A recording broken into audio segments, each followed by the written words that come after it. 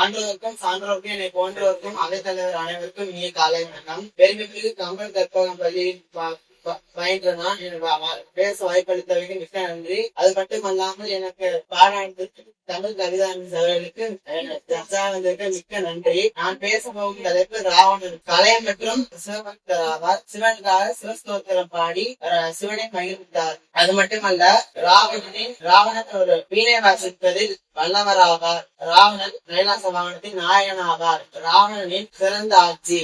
இலங்கை ராவணனின் ஆட்சியால் செல்வம் மற்றும் தங்கங்களால் மக்கள் மகிழ்ச்சியாக வாழ்ந்து வந்தனர். அதனால் மக்கள் ராவணனை அறிவார்ந்த தலைவர் என்று கூறுகிறார்கள். ராவணனின் தமிழ் கண்ணோட்டம். ராவணன் ஒரு சிறந்த அறிவார்ந்த தலைவர் மற்றும் ஒரு திராவிட மன்னனாக போற்றப்படுகிறார்கள். ராவணன் கல்வி மற்றும் வீரம். ராவணன் 6 வேதங்களையும் 4 சாஸ்திரங்களையும் கற்றவர் ஆவார். அவர் வீரமிக்க தலைவர் ஆவார். மற்றும் மாற்று பார்வை.